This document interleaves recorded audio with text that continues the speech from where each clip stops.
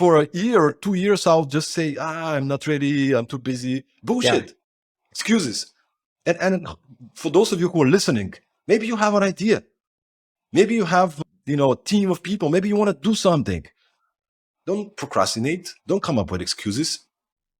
Hey, you're listening to Innovators Can Laugh, the fun startup podcast. I'm your host, Eric Milcher. On ICL, we interview an innovative entrepreneur in the European tech startup scene every week. My goal is to have my guests share their wisdom while having a little fun in the process. Now let's dive in. All right, Stoyan Yankov, welcome to Innovators Can Laugh. Pleasure to have you here today. What a pleasure to be here with you. Well, we're both in Bucharest at the moment, but in a different locations. But thank you so much for the invitation, Eric. And I'm a follower and subscriber of the podcast. Amazing job you're doing, having this super useful, but also a lot of fun interviews. Oh, wow, man. I got to send you some kovrig or squika for that. It's such a wonderful compliment there, man. Thank you. Okay, I always like to start off with asking my guests, where did you grow up and how has that shaped your view of the world, Stoyan? So I grew up in a town in post-communistic Bulgaria called Sliven. And at the time, I would say, well, the whole country, but specifically, smaller towns, people didn't have much of money. So at the time, I didn't understand it because I was a kid. But this type of not having so much resources meant that you have to be very flexible, very adaptable, and to make things happen and make things work. And I think our parents, this generation of parents, did a great job raising us and making us to appreciate hard work, consistency, commitment. So looking backwards, it was a great place to grow up and to establish this set of values, which has been for me something that's been driving me forward. Yeah. Well, you said hard work. I mean, what type of chores were you doing as a kid that were a little bit hard for you? So I'm not a fan of practical kind of stuff, but my grandmother lived in the countryside in a village called down close to my town, and pretty much every weekend and during the summer, large portion of the summer, we will go and we will do all kind of agriculture work, right? Like, growing potatoes, tomatoes, you name it, tree, like all kind of agricultural work. And it's been hard, man, like hard work, like really all day long. You're under the sun, you're working hard, and then you deserve. And those of you who are from Eastern Europe, you probably relate, like then people put old newspapers and you have the food on top of them. And it's like on fresh air, and everybody comes together and you eat together and reflect on the day. And so this is the first thing that comes to mind. Yeah, no, it's really nice. My father-in-law, they've got this place in the mountains and he cuts the lawn. And I was there one time and I said, let me help you. He opened up the tool shed and there was no lawnmower. The ones that I grew up cutting the lawn with, there was just like the sling blade, the kind of blade you see in the movies with Grim Reaper. And that's how he cut the grass. And I couldn't believe it. He's 70 years old. He's still swinging that thing with all the force and strength as a young man. And so good for him, really, really good I tried it, after a few minutes, I got tired, but I did help him in that sense. So what was your early career path like? And did you know, from an early age that you were going to be like a mentor, a speaker? So basically I did my high school in maths and mathematics. And I afterwards was like, I want to do something with mathematics because I like to solve problems.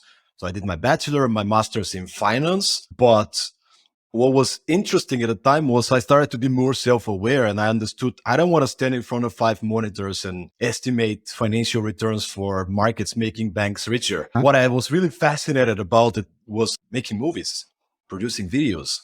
Okay. So that all my free time would go into making short films, commercial for clients. That was my real business school. Organizing a film festival, I started from scratch, grew it to participants in over 30 countries. And at the time I had to graduate, I decided, you know what, I'm going to go for my passion, which is making videos, making movies.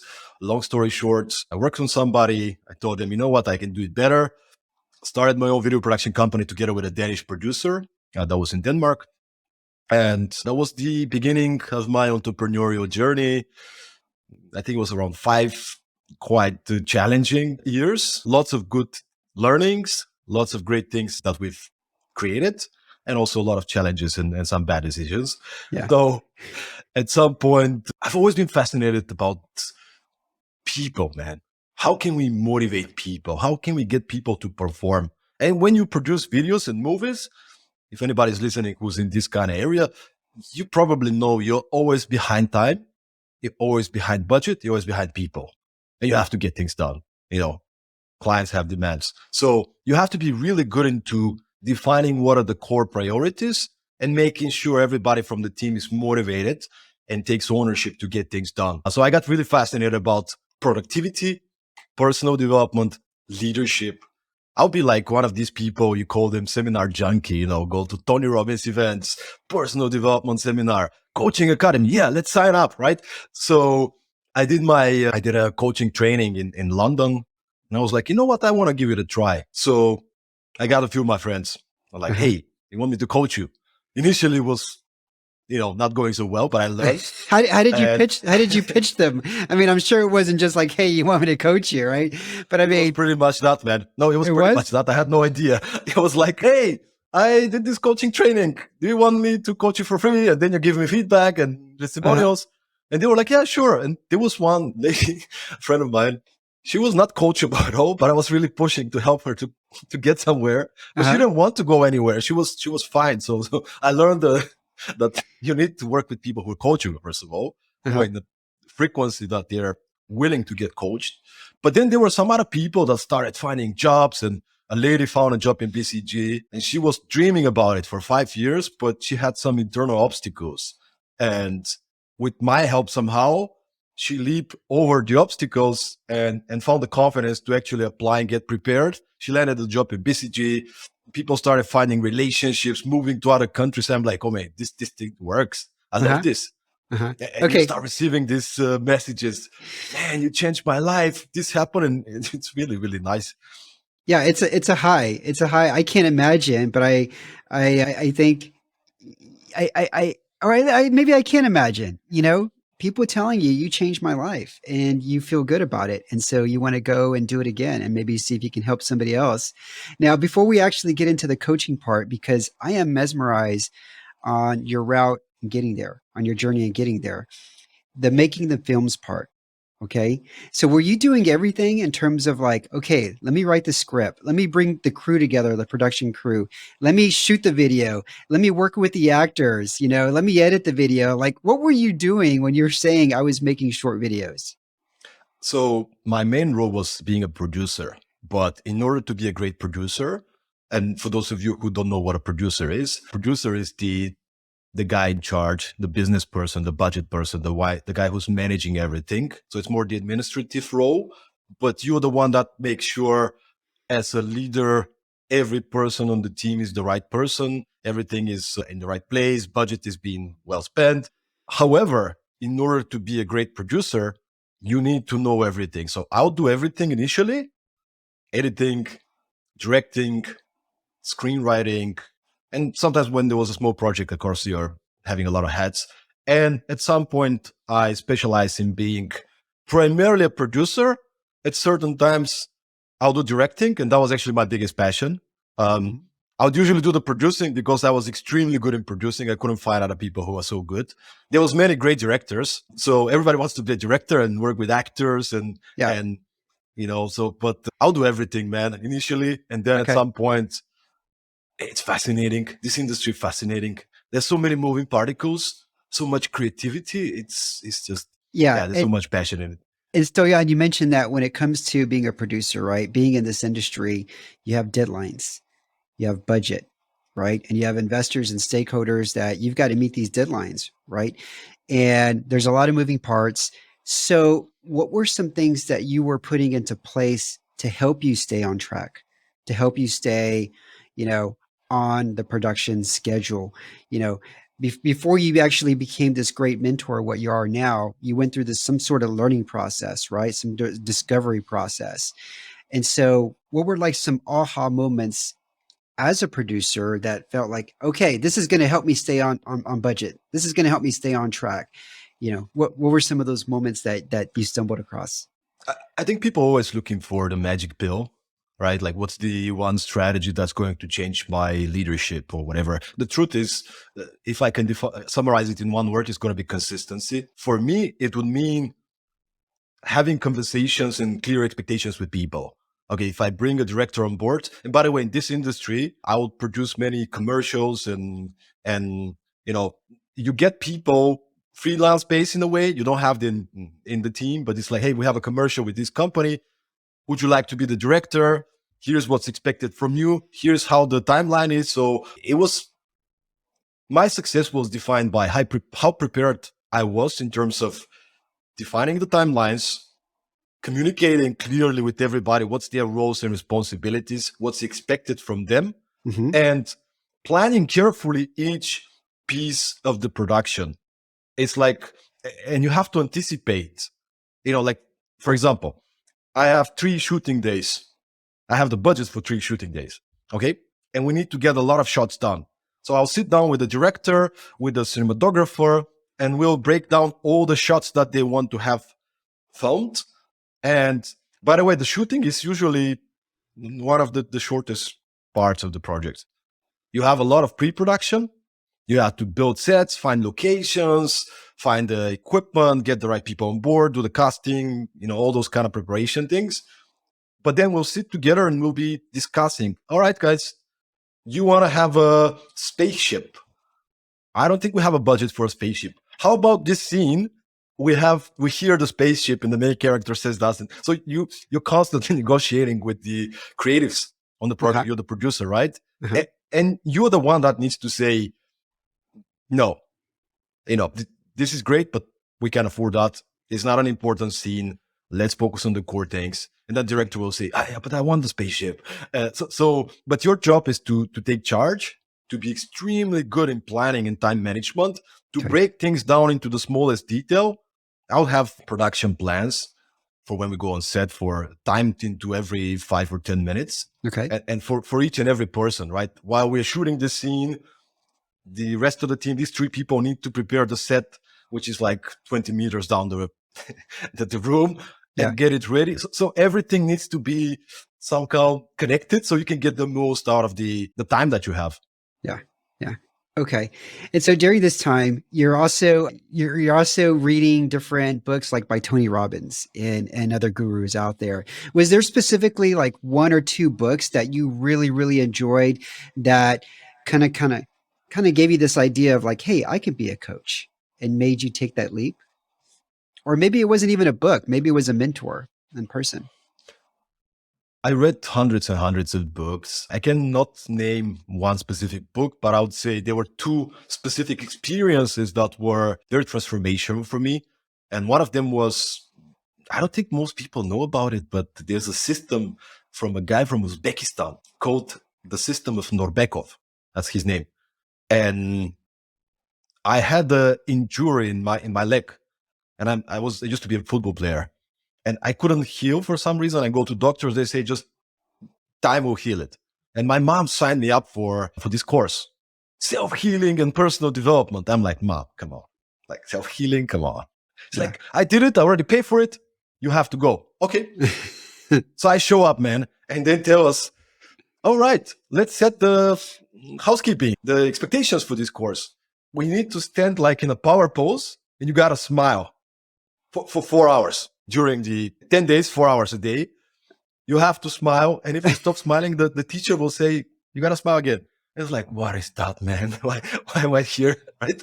Yeah. And there was a combination of this, visualizations. You close your eyes and guided visualization Uh-huh. and goal setting and discussions and a lot of different exercises. And, 2-3 days pass and it's like, wow, man, I'm feeling so good. It's like a completely new universe. Like I can do anything. Like at least you believe so, right? So this experience was absolutely transformational for me. And the second one was actually attending a Tony Robbins event back in 2014. The basic, as he likes to call it, event, Unleash the Power Within. Back in the Uh-huh. time, it was in London, 7,000 people. super high energy, but the guy's just going deep. And you have to walk through burning coals. It's one of the experience. And it's a metaphor for your fears. How can you live through your fears, over your fears?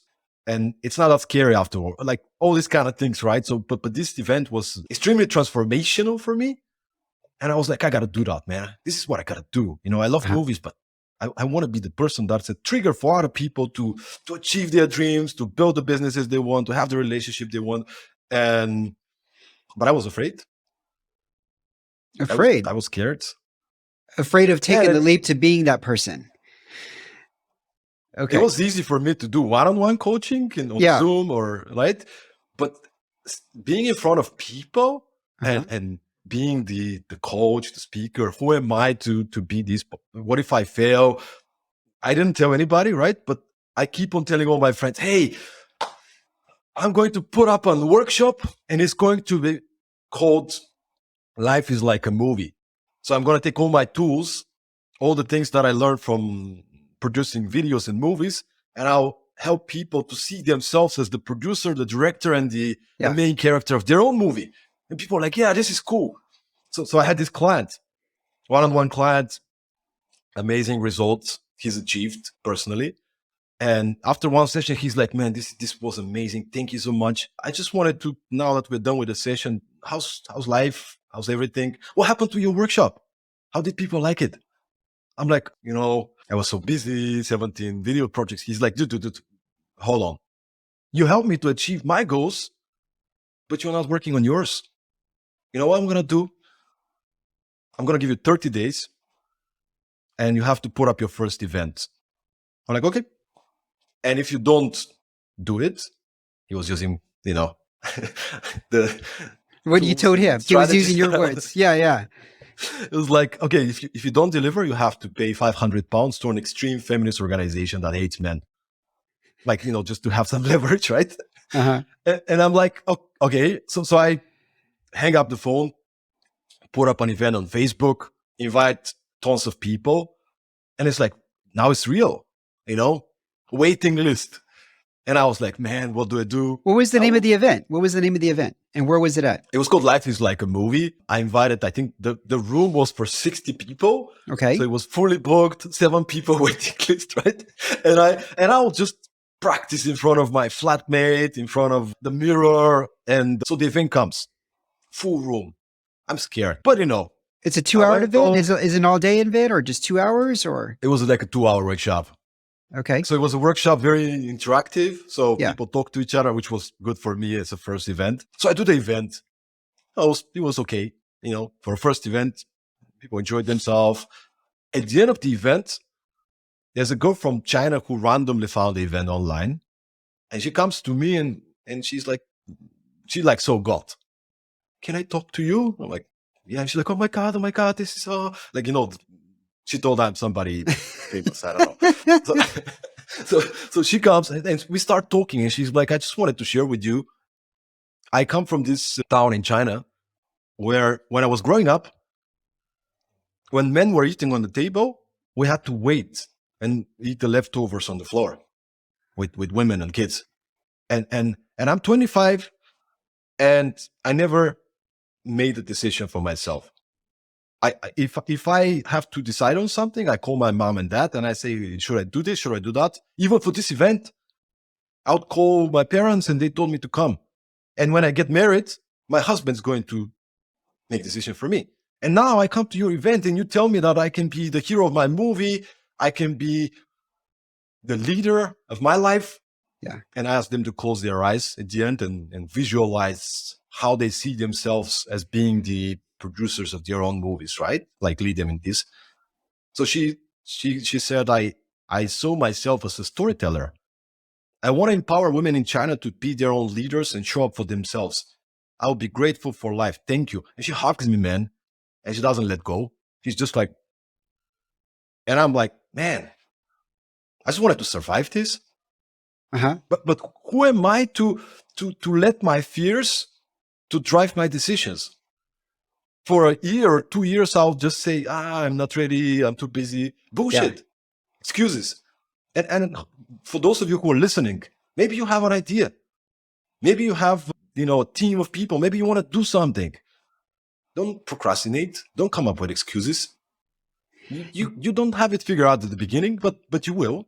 You Yeah. learn stuff. It doesn't mean it's gonna be a smooth smooth ride. But what if you touch one person, man? What if we touch one person with this podcast and help them Yeah. to find a new meaning or a perception idea? It's meaningful, man. So for me, that was the point of no return. It's like, hey, man, I'm not gonna let my fear drive me from here.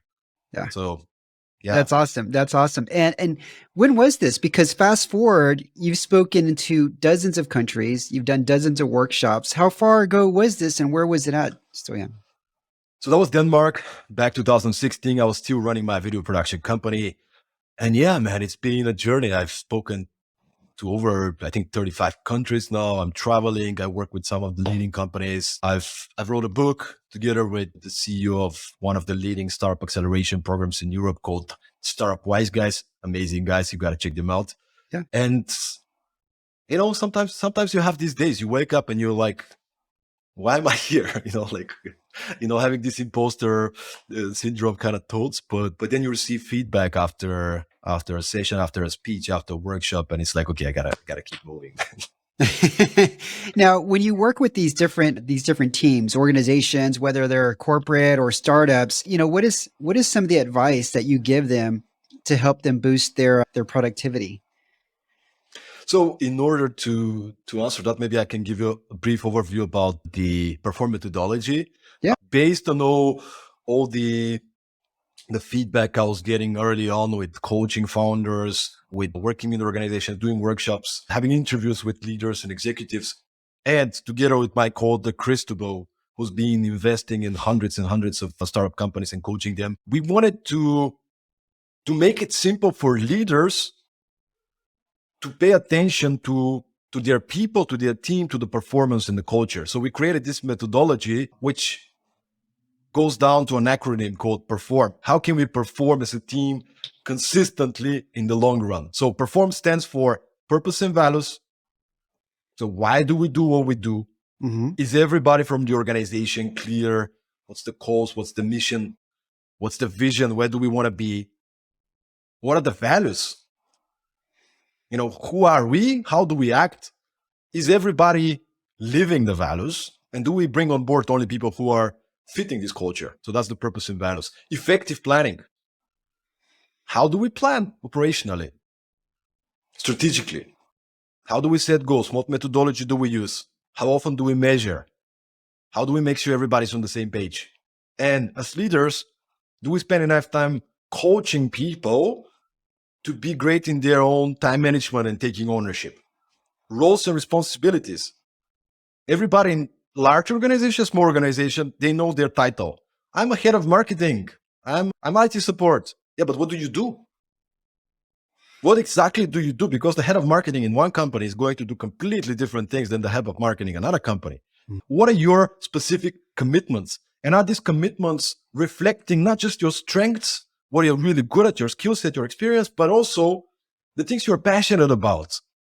Yeah. And this is my call for all the leaders listening to the podcast. Have you spent the time to get to know your people, to understand what drives men?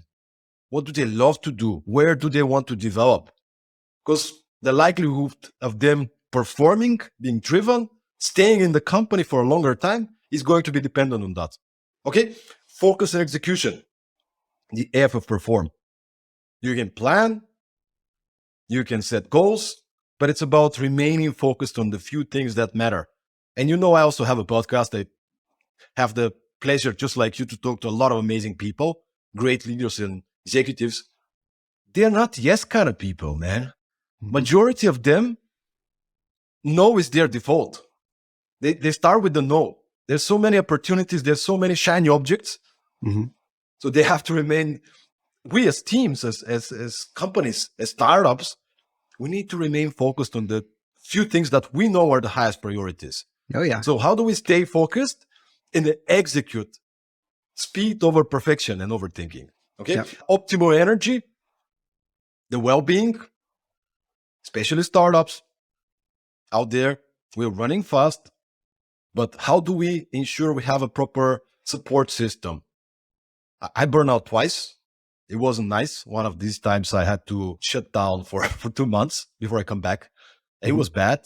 What did you do for those 2 months? Did you just stay away completely from trainings and workshops and consulting? That was at the time I was actually switching from video production to I was already doing some workshops and coaching, but my majority of my income was coming from video production. I it was in the summer, so that was good. And I went to a Vipassana retreat, 10-day silent retreat. But it wasn't because I just signed up a few months before that, but it was good timing. So I did a 10-day silent retreat, Vipassana. You're not allowed to speak. You're not allowed to read. You're not allowed to write. It's 10 days you're Why with yourself and you meditate. why can't you read or write? I would think that that would be the perfect time to journal. No? I know. The only thing I was missing was journaling because there's so many things that come to your mind. But the system is developed in such a way that there's no information coming out and no information coming in pretty much. So you can be completely immersed into the teachings. Anyway, for some founders, they might find it interesting. Go check out Vipassana. There's retreats all across the world. I didn't do it because I burned out. I actually burned out and then it's like, hey, I might as well go to this retreat. But then I went back home. I was living in Denmark at the time. I went back home to Bulgaria. I spent a few weeks, home. I went to my grandma's village for some days, just going around. There's animals there, chicken, whatever, just being in the nature and reflecting on how can I do things differently. Yeah. And many founders burn out. Many, not just founders, but people working in startups, because it's super hard, right? We working hard, spending a lot of energy. So hopefully those of you listening can take that to heart, because we all know this stuff. Sleep well, take breaks, drink a lot of water, remind your team to pay attention to their own energy and rest well, have conversations if you need some mental health help, all those kind of things. So anyway, this is the O, optimal energy. The next letter, the second R, is called robust communication. Robust communication. So the internal communication. How do we talk to each other? How frequently do we have meetings? Are they effective? Do we have safe space as a culture so people are not afraid to share how they feel? They can give feedback even to their boss. So is the communication effective? And I'm going to quote here one of the guests of my podcast, who is a cinematographer from Hollywood. His name is Sharon Herbert. We talk about leadership with him. Yeah. And I asked him to give me an advice on leadership. And he told me, Stoyan, one of the hardest things, the biggest challenges of a leader is to make sure everybody is making the same movie.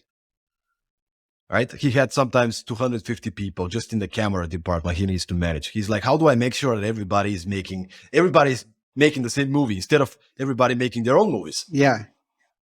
And think about your company. Is the sales department and the operations and the marketing, are they making the same movie? Yeah. So Yeah. that requires systems, that requires attention. And good communication. That's just from the top down all the way to every person in that organization. I heard this story one time where I think JFK was visiting NASA and they were planning to go to the moon. And I don't know, but somebody in his organization, they asked the janitor, and they didn't know he was a janitor, but they were like, what is your job here? And he's like, well, to help everybody, go to the moon. And he was just a janitor, but it had been ingrained so much throughout NASA, like that is our mission. And so no matter what you did, that was like, this is our focus. We're going to the moon. I love it, man. It's such a great story. Are we all making the same movie? And then the last area, M for perform, is mental toughness. That's the mindset.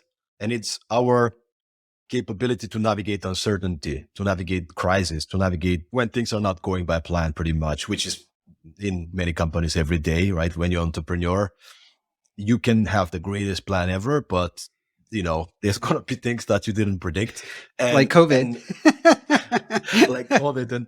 And what really made me think about how I show up as a leader, and we you might be the best executive, you might be a coach, you're learning every day, right? I had a conversation with Heidi Rusalep, the CEO and founder of Funderbeam. Okay. It's a great startup from Estonia. And she told me she was once previously, before becoming a founder, she was the CEO of the Tallinn Stock Exchange. Okay. So she wakes up one morning. She wakes up at the wrong side of the bed. We all know this, right? She's not a morning person. So she drives to work. There's a lot of traffic, like, bad weather. She goes to the office, and her office is at the end of the corridor. So she needs to walk through. Everybody can see her, right? Uh-huh. She walks through the corridor. She goes to her office, makes some coffee. 10 minutes later, the head of HR knocks on her door. Hi, Kairi. How's everything? Good. Is something wrong? No, I just didn't have my coffee yet. There was a lot of traffic. Okay, because 3 people knocked on my door for the past 10 minutes, and they were like, what's going on? Is somebody getting fired? Did we lose a big account? What is wrong? And for her, this was kind of a wake-up call. I don't have the luxury to show up in a mood. Yeah. I need to show up as a leader. If I want my people to be driven, motivated, positive, I need to be that person. Yeah. Be the culture that you want everybody to embrace.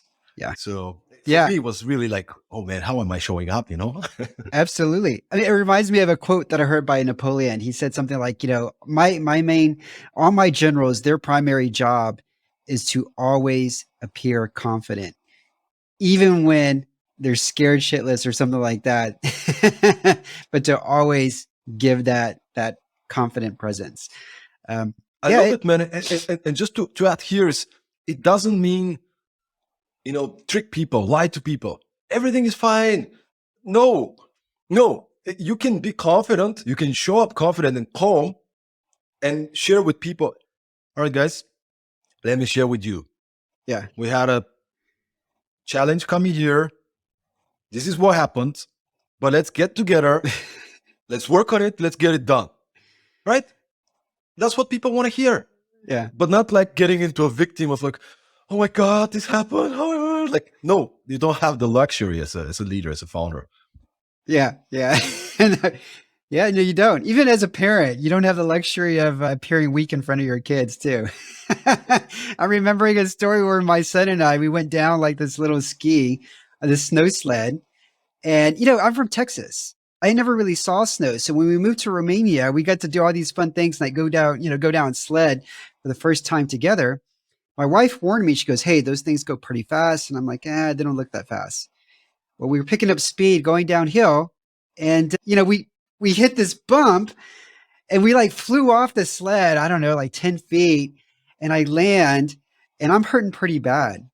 And if I was by myself, I think I would have continued lying there for at least another 5 minutes, right? But my son was there, and he was like, Daddy. And I'm like, oh shit, let me get up real quick, right? Because I don't want to make it sound like this is bad. I'm hurting bad. And I get up and I say, yeah, James, wasn't that fun? Okay, let's shake it off. Let's get back on it and do it again. But meantime, internally, I'm like, oh man, I just want to like go back and get some coffee and take it easy.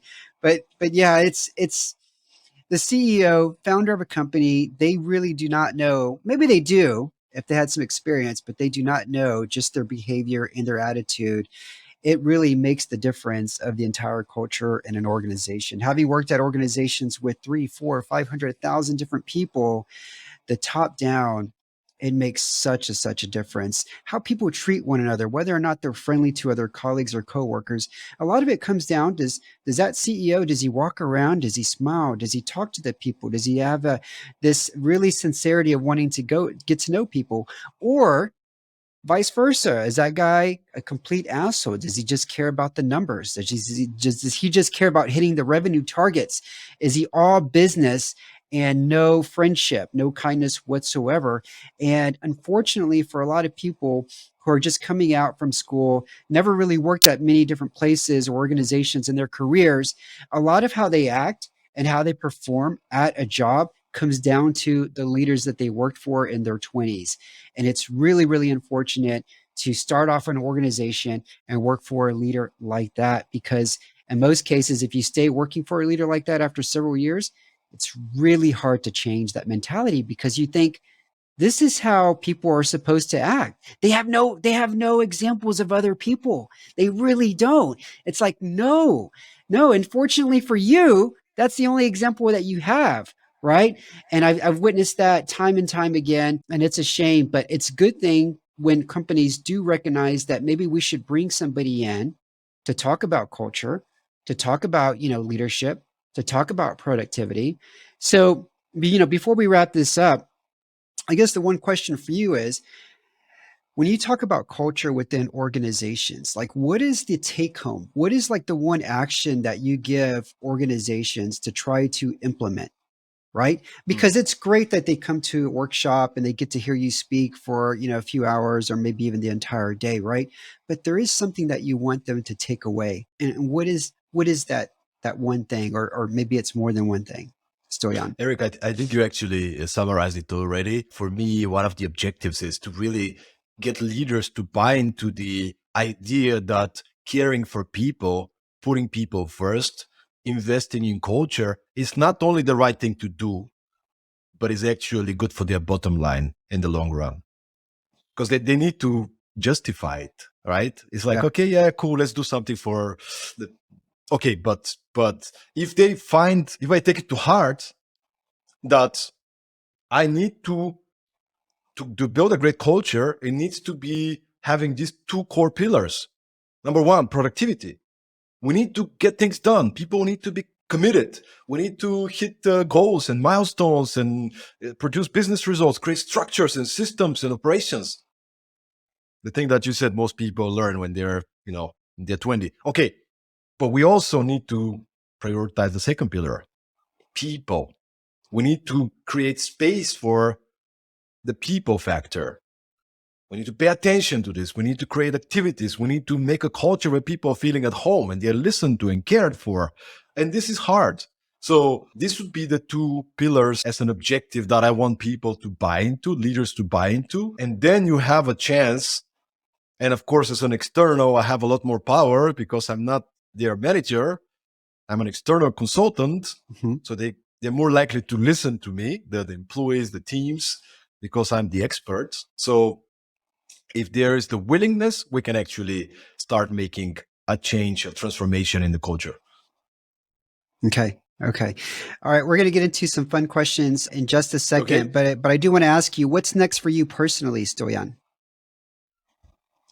What's next for me personally? Well, this fall is fully booked. Pretty much, I'll be traveling to, I don't know, 15 countries. And then one of the things that's coming, actually, we haven't announced it anywhere. So this is the first time we do. So we wrote a book. Okay. Perform the Unsexy Truth about startup success. In the past couple of years, though, globally, there have been a bunch of interesting events, so to say, starting from having a pandemic, inflation, war in Ukraine, global events, upcoming global recession. So my co-author, Yeah. Cristobal Alonso, and I decided, what if we actually can support leaders to get ready for a crisis? So right now we started on a project that we're working titled Perform in Times of a Crisis, the sequel of this book. And we started interviewing global executives, founders, trying to understand what do they do in order to get ready for a crisis. And I don't know if you quoted John F. Kennedy with the going to the moon. I don't know if you heard about this, but back in the 60s, John F. Kennedy was using the Chinese word for crisis as a metaphor to kind of inspire the whole nation. And what he shared with the Americans at the time was the Chinese word for crisis is compound of two words. One of the words is danger, Hmm. and the second word is opportunity. Yeah. Now, I don't know Chinese. I don't know how true is that, Yeah. but I love the metaphor, man. If we are to really properly get ready for a crisis, we need to investigate the potential risks, the dangers, but also keep in mind that there will be plenty of opportunities for learning, for growth, for new business opportunities, for our people to grow. So it's important to keep a perspective on both these perspectives, both these sides. Yeah. No, I think to that, there was somebody once said, don't let a good crisis go to waste, but it was in effect in relation to that, because there's always opportunities there. Okay. First question for you. And these are just, fun personality questions so the audience can get to know you here. Stoyan, does corn belong on pizza? Whew, man, I'm gonna make a lot of Italians probably. Yes, Okay. in my pizza it does. Okay. All right. Okay. Second question for you. What is a favorite TV show that you can watch again or again? It could also be a series. I'm a fantasy kind of guy, so I love The Witcher. Okay. The Witcher. Okay. Have you watched The Witcher? It's fairly new, but I grew up with these fantasy stories, man. And even I produced a few of these videos with fantasy element, and The Witcher is just, yeah, I can watch it again and again. It's just amazing. If you haven't watched it, guys, go check it out. It's awesome. Okay. No, I've heard of it. Maybe I'll check it out now. Okay. Third question. Before you run for president, you must destroy all evidence with blank. Fill in the blank for me, Stoyan. Whew, man. Before you run for president, you must destroy all evidence of. Probably my high school drunk stories. Okay. Okay. All right. Last question for you. It's time to play Innovators Can Laugh. I asked another Bulgarian startup entrepreneur, Yasin Rusev, this question. What is the most death-defying experience you ever had?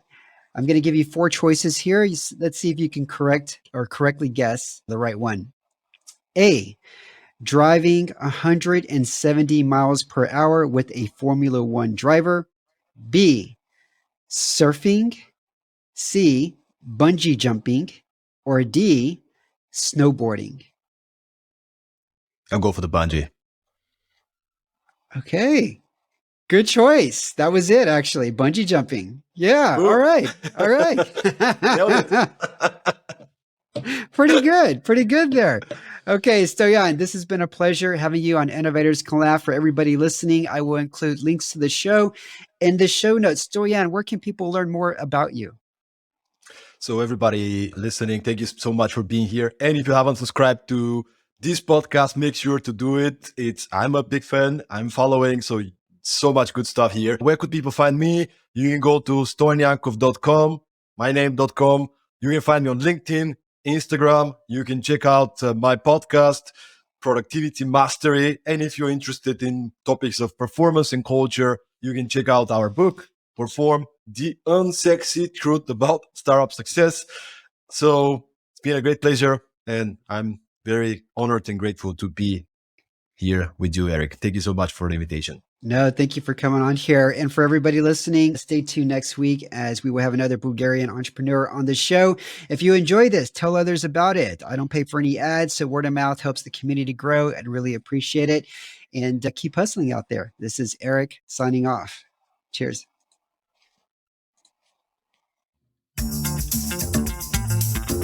Thanks for listening to the show. If you enjoyed it, I'd really appreciate it if you could give us a review and star rating.